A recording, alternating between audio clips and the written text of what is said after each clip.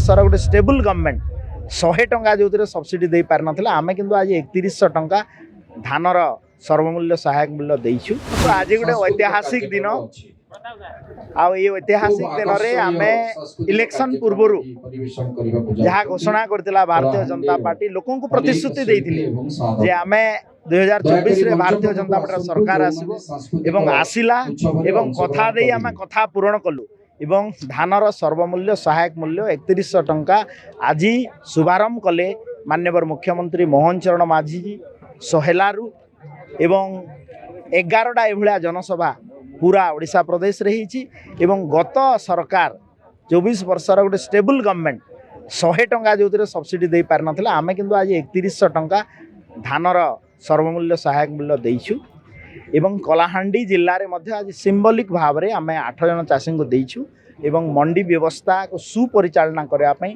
जिलापाल को निर्देश दिखाई एवं जहाँ भी असुविधा अच्छी सॉर्ट आउट कर। स्कूल को केवल क्लासरूम, लैब्स और फील्ड से न चुने।